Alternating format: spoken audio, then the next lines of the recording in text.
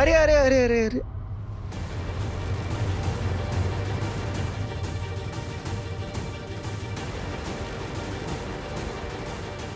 ఏంటి అజ్జు అన్న ఇలా పడిపోయినట్లు నాటకాలు ఆడకండి.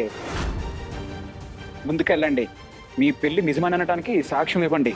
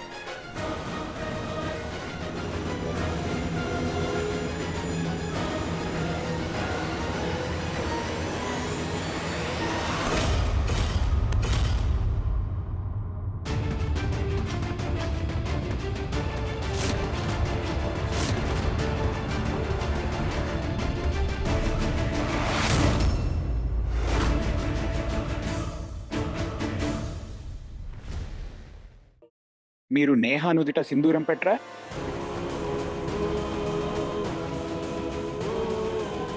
నాకు తెలిసి పెళ్లి అబద్ధం అని.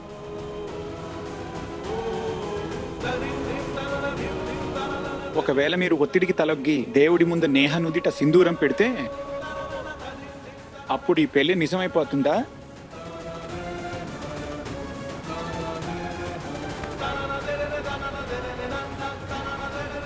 సాక్ష్యం అవసరం లేదా? నాకెలాంటి సాక్ష్యం వద్దా? కోపంగా వెళ్ళిపోయాడు. ఇంకా మన పెళ్లి గురించి వేరే ఎవరి ముందు మీరు ఊపించుకోవాల్సిన అవసరం లేదు. సంజు పరిస్థితి అందరికి అర్థమవుతుంది కదా. కాలంతో పాటు వాడి కోపం కూడా చల్లారుతుంది. వాడు కూడా నేను సైలెంట్ గా కూర్చున్నాను. నా వైపు నుండి ఎలాంటి గొడవ జరగకూడదని మీరు అనుకుంటే వాడికి నచ్చ చెప్పండి. ఈరోజు తర్వాత వాడి పిచ్చి వేషాలనైనా నేను సహించనని చెప్పేయండి.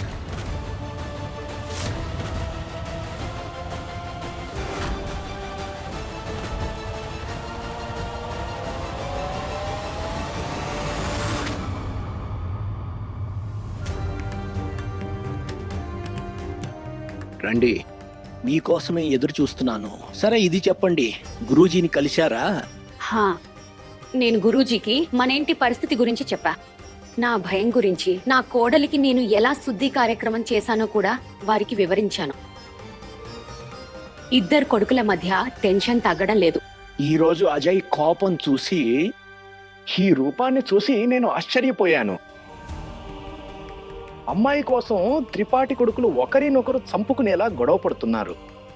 అజయ్ కోపాన్ని ఇంతకు ముందు కూడా చూశాము, కానీ ఈరోజు చూస్తే ఎలా అనిపించిందంటే మారిపోయినట్లు అనిపించింది. సంజు చేష్టలు చూస్తే భయం వేయటం లేదు. అజ్జు కోపాన్ని చూసి భయపడుతున్నాను. నిజమేంటి? దానికి తోడు గురూజీ అజయ్ జాతకంలో హత్య చేసే యోగం ఉందన్నారు. బేబీ గారు, పరిహారం చేయాల్సిందే. హా, గురూజీ పరిహారం చెప్పారు. మంత్రించిన ఈ దారాన్ని ఇచ్చారు. వాళ్లకు తెలియకుండా ఇద్దరి కొడుకుల మంచాల కింద పెట్టమని చెప్పారు. ఈ పవిత్రమైన దారం వాళ్ళ మనసును ప్రశాంతంగా, ఆత్మను పవిత్రంగా ఉంచుతుంది. మీరు వెళ్ళండి బేబీ, ఎవరికీ తెలియకుండా పెట్టండి. హాహా, ఇప్పుడే వెళ్తాను. ఇప్పుడే ఈ పని చేసేస్తాను.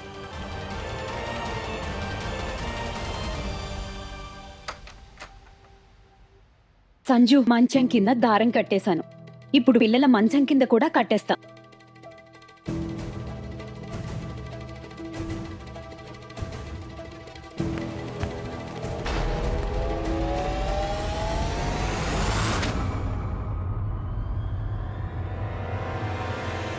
దేవుడా, వీడిప్పుడే రావాలా?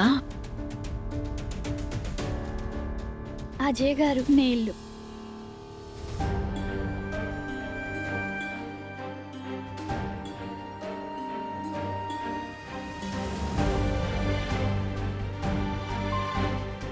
ఒకవేళ నొప్పిగా ఉంటే మందు లేదా బాంబు తీసుకురానా?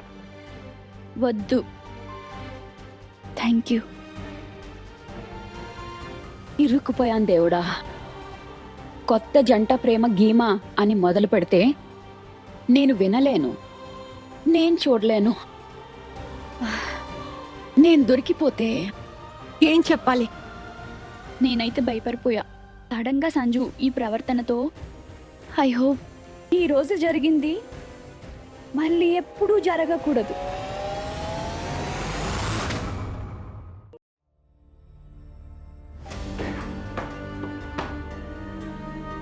ఎందుకు? నాకేం అర్థం కావట్లే. నేహా అజయ్ నన్ను వివిటి సింధూరం పెట్టనివ్వకుండా ఎందుకు ఆపలేదు? తను ఎందుకు వెనక్కి తగ్గలేదు? అంటే అంటే అంత కారణం ఏమిటి?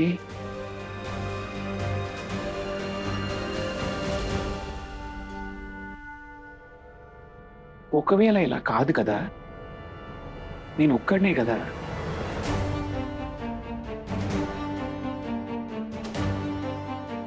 నిజంగా నేహా అజయానని పెళ్లి చేసేసుకోలేదు కదా? లేదు లేదు లేదు లేదు, అలా జరగదు. కానీ ఒకవేళ ఇది నిజమైతే అప్పుడు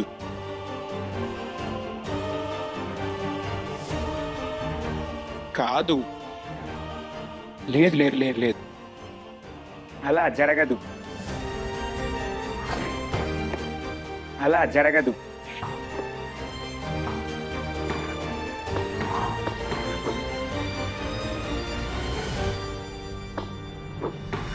ఒకవేళ కింద సంజు నీ చేయి పట్టుకోకపోయి ఉంటే నేను నిజంగానే వెనక్కి తగ్గేదాన్ని. నకిలీ పెళ్లిలో నిజమైన సింధూరం పెట్టరు.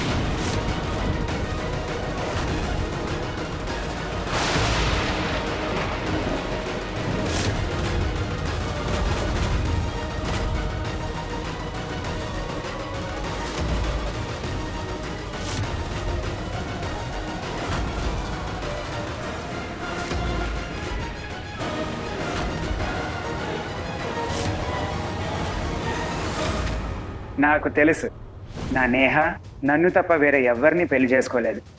ఆ జైన్ కూడా చేసుకోదు. నిజమేంటంటే ఈ పెళ్ళి అబద్ధం, పచ్చి అబద్ధం, మరి నకిలీ. నేను ఆ రోజే మీతో అన్నా, ఈ దొంగ పెళ్లితో నా నిజమైన ప్రాబ్లంకి ఎలాంటి సొల్యూషన్ దొరకదు, ఇంకా నా కష్టాలు పెరుగుతాయి. ఇప్పుడు చూడండి, నా నకిలీ పెళ్లి మన ఇద్దరిని ఎలాంటి వింతైన పరిస్థితిలో నిలబెట్టిందో. నేనేం చేయగలను? నా దగ్గర వేరే ఆప్షన్ ఏదీ లేదు. నా దగ్గర వేరే ఆప్షన్ ఉంటే నేను ఈ దారి ఎందుకు ఎంచుకుంటా? నేను నీ స్నేహితుడిని. నిన్న ఈ సంబంధాల ఊబిలో నుండి బయటకు తీసుకురావడం నా బాధ్యత. నేను కేవలం నా బాధ్యత నిర్వర్తించాను. సంజు ఇలా మన ఇద్దరు వెంట పడతాలని నాకు కనీసం ఐడియా లేదు. నేహా, మేను, నీకు సంజుకు జరుగుతున్న బలవంతపు పెళ్లికి నేనే వ్యతిరేకిని. నాన్నగారు నన్ను స్పృహ కోల్పోయేలా చేశారు. నాకు స్పృహ వచ్చేసరికి ఇంట్లో ఎంతో ఘనంగా పెళ్లి ఫంక్షన్ జరుగుతున్నాయి, ఆచారాలు జరుగుతున్నాయి. ఇంటి వెనుక తలుపు నుండి పారిపోయి నీ దగ్గరకు వచ్చాను, నిన్నెక్కడికైనా దూరం పంపించేద్దామని.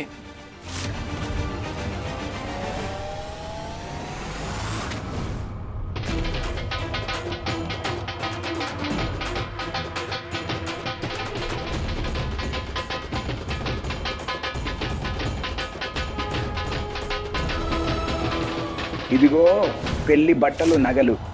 ముహూర్తం ఉదయం 9:30కి. నా కొడుకుకు కోడలుగా సమయానికి వచ్చాయి. ఇవన్నీ వినడానికి ముందే నేనెందుకు చావలే? ఈ రోజు నుండి, ఇప్పటి నుండి నీకు నేను చచ్చిపోయాను, నాకు నువ్వు చచ్చిపోయావు.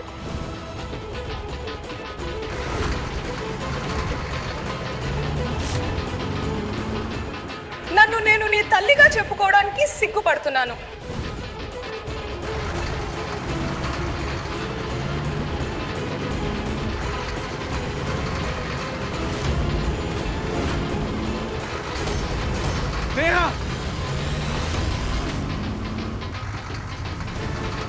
నన్నెందుకు కాపాడారు?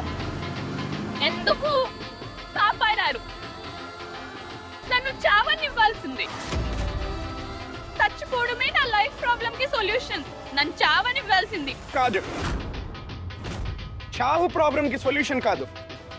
జీవితం ఉంది, బతకాలి, పోరాటమే సొల్యూషన్.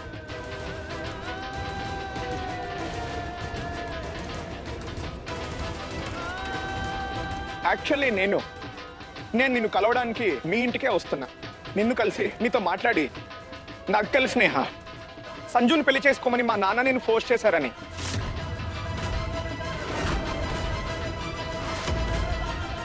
నేహ, నువ్వు నిజాన్ని దాచడానికి ఎంత ప్రయత్నించినా నీ పరిస్థితి చూస్తుంటే నీ మీజన్ స్పష్టంగా కనిపిస్తోంది. నిన్ను టార్చర్ చేశారు, నిన్ను బ్లాక్మెయిల్ చేశారు. ఒక కొడుకు పెళ్లి కోసం మరో కొడుకును స్పృహ కోల్పోయేలా చేసిన తండ్రి తన పంతం నెగ్గించుకోవడానికి ఏ స్థాయికైనా దిగజారగలడు. నాకు అర్థమైంది నాన్న ఇంకా సంజు పంతం నెగ్గించుకోవడానికి ఏమైనా చేసే స్థాయికి చేరుకున్నారని. నిన్ను పొందారని పంతంలో నాన్న సంజుకు తోడుంటారు. నిన్ను టార్చర్, బ్లాక్మెయిల్ చేస్తారు, పెళ్లికి బలవంతం చేస్తారు. నేహ, నాకు తెలుసు మా నాన్న ఎంత పవర్ఫుల్ మనిషో, దానికి మించి ప్రమాదకరమైన వారు.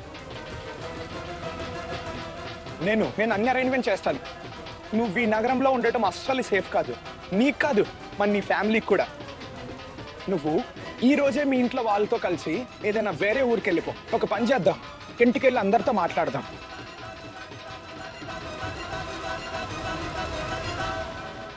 మా నాన్న నా అంత్యక్రియలు చేసేశారు అజయ్ గారు. ఇప్పుడు వాళ్ళకి, మరి ఇంట్లో వాళ్ళకి నేను చచ్చిపోయాను. మా నాన్న, నా ఫ్యామిలీ, నా కళలు నా నుండి అన్ని దూరం అయిపోయాయి అజయ్ గారు. అన్ని ముగిసిపోయాయి, అంతా అయిపోయింది. నాన్న నా మాట వినరు. నేను చెప్పినట్లు వేరే ఎక్కడికి వెళ్ళరు. చచ్చిపోయాను వాళ్ళందరికీ. నేను కుంగిపోయాను, ఓడిపోయాను అజయ్ గారు. జీవితం నా కోసం మొత్తం దారులన్నీ మూసేసింది. ఇన్ దాట్ కేస్ నియా, ఒకే ఒక్క దారి మిగిలింది, పెళ్ళి.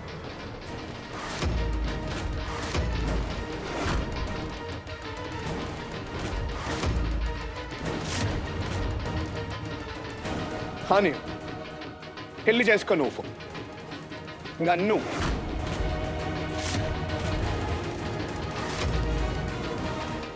నిహా, సంజుతో పెళ్లి తర్వాత నీ లైఫ్ నరకం అయిపోతుంది. ఒకవేళ వేరే ఎవరినైనా పెళ్లి చేసుకోవాలని నిర్ణయించుకుంటే నీతో పాటు ఆ మనిషి బతకడు. ఒకవేళ పెళ్లి చేసుకోకపోతే సంజు మరియు నాన్న నిన్ను ప్రశాంతంగా బతకనివ్వరు. నన్ను పెళ్లి చేసుకుంటే నా పేరు మీదున్న సింధూరం స్టాప్ అనే రెడ్ సిగ్నల్లా మారుతుంది నేహ. నా పేరు మీదున్న మంగళసూత్రం నీకు, నీ ఫ్యామిలీకి రక్షాసూత్రంగా మారుతుంది. సంజు నాన్నగారు ఏమీ చేయలేరు నేహ. సంజు కోరిక మరి నాన్నగారు అహంకారం రెండు మర్యాదల్లో పడి శాంతిగా ఉంటాయి. ఇదంతా కేవలం నువ్వు నన్ను పెళ్లి చేసుకున్న తర్వాతే జరుగుతుంది. కాలంతో పాటు అన్నీ మారితే నేహ, ఒక్కసారంతా సర్దుకుంటే నేహ, నువ్వు ప్రశాంతంగా తిరిగి మీ ఇంటికి వెళ్ళచ్చు. నేను నీ స్నేహితుడిని, మరి నీ వెల్ విషర్ని కూడా. ఈ రెండు సంబంధాల్లో నేను నిన్ను ఏ ఆపదలోనూ ఒంటరిగా వదిలేయలేను. మరి గుర్తుందా ఏమనేవాడును? భయపడకు నేహ, పోరాడు. నేహ, మన పెళ్ళికి ఒక అగ్రిమెంట్ చేయించుకుందాం. అందులో టర్మ్స్ అండ్ కండిషన్స్ స్పష్టంగా రారాసి ఉంటాయి. మన ఇద్దరు సంతకాలు ఉంటాయి. మన ఈ పెళ్ళి పూర్తిగా నకిలీది అవుతుంది నేహ.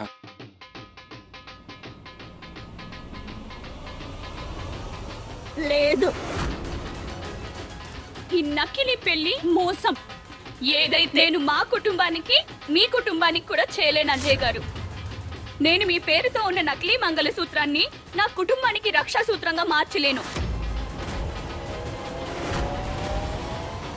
ఒక్కసారి ప్రశాంతంగా మనసుతో ఆలోచించి నిర్ణయం తీసుకోవాలి. ఇలా చేసి నిన్ను నా తమ్ముడి మా నాన్న పాపాల నుంచి రక్షించాలనుకుంటున్నాను. వాళ్ళ చెడ్డ ఆలోచనలో బుద్ధి నుండి నిన్ను కాపాడాలనుకుంటున్నా. అన్నింటికంటే ముఖ్యమైనది ఇదంతా కేవలం మీకోసం కాదు, ఇది నా కోసం కూడా చేస్తున్నా. వీటన్నిటితో నా ఫ్యామిలీ ముడిపడింది. నేహ, నువ్వు ఎప్పుడైనా భగవద్గీత చదివావా? బహుశా ఇది చదివాక నా మాట నీకు అర్థమవుతుంది. గీతలో కృష్ణుడు అర్జునుడికి ఇదే బోధించాడు. యుద్ధ భూమిలో నీ ముందు నిలబడిన మనిషి నీవారు కాలేడు, మరియు జీవితంలో శాంతిని నెలకొల్పడానికి యుద్ధం చాలా అవసరమని. ఒక్కోసారి మనిషి జీవితంలో యుద్ధమే చివరిదారు. నేహ, శ్రీకృష్ణుడు తలుచుకుని ఉంటే మహాభారత యుద్ధం ఆగిపోయేది. ఆపలేదు. అధర్మాన్ని నాశనం చేయడానికి యుద్ధం చేయడం అవసరమని ఆయనకు తెలుసు. ఈరోజు అర్జునుడిలా నువ్వు నీ వాళ్ళతోనే యుద్ధం చేయాల్సి ఉంటుంది. నేను నీకు తోడుగా ఉంటాను.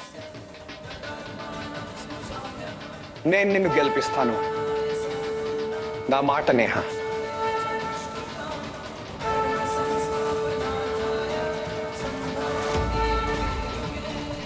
गणपति बप्पा మోరియా गणपति बप्पा మోరియా मंगल मूर्ति మోరియా गणपति बप्पा మోరియా.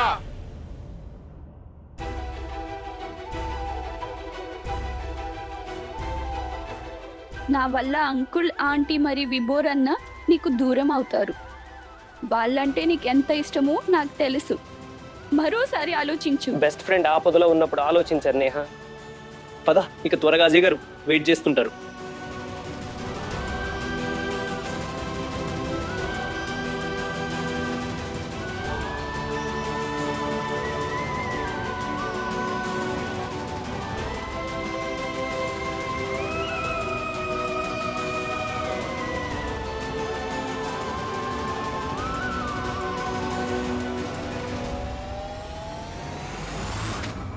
లేదు, నా వల్ల కావటం లేదు ఇదంతా.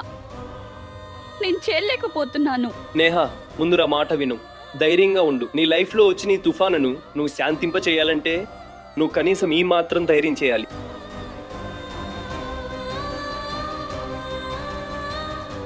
అదే, నన్ను క్షమించండి. మీకంతా తెలుసు కదా, మీరు ఆడుతున్న ఈ నాటకం ముందు నేను నిస్సహాయరాలి.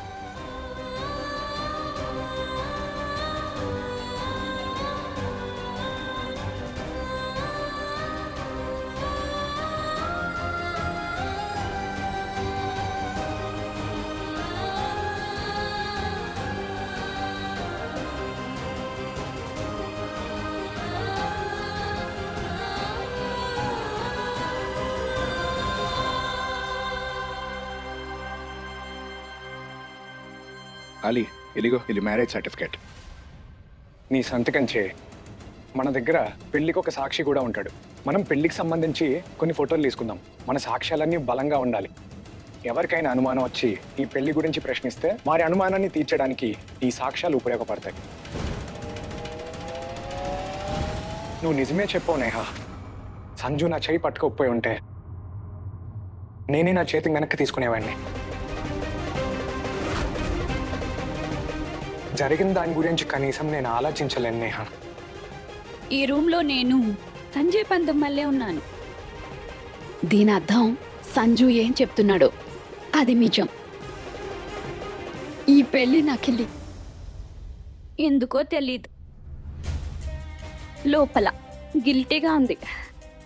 వింత ఆలోచనలు వస్తున్నాయి. ఈ నకిలీ పెళ్లి నిర్ణయం నాది కాబట్టి నువ్వు ఇందులో తప్పు నీదే అని బాధపడాల్సిన అవసరం లేదు.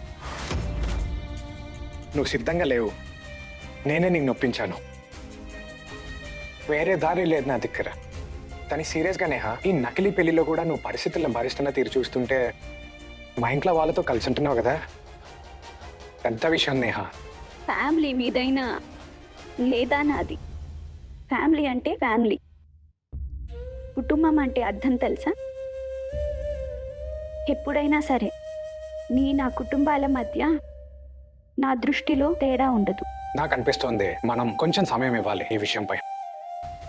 కాలంతో పాటు వాతావరణం మారుతుంది. నీ లైఫ్లో అంతా సర్దుకునే వరకు మేహా నేను నీకు తోడుగా ఉంటాను.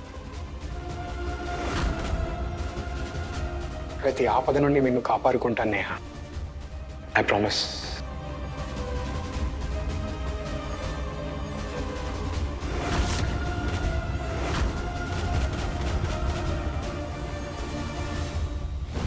అరే ఇది ఎలా సాధ్యం దేవి గారు? అజ్జు నేహ పెళ్లి నకిలీ, ఇది ఎలా అవుతుంది? ఇప్పుడే నా స్వయంగా నా చెవులతో విని వస్తున్నాను ఎమ్మెల్యే గారు.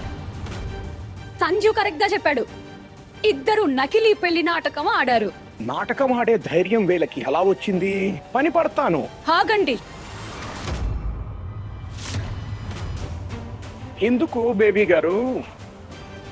ఈ నిజం మనకు ఎంత ప్రమాదకరమో అంతకంటే ప్రమాదకరం మన సంజుకి కావచ్చు.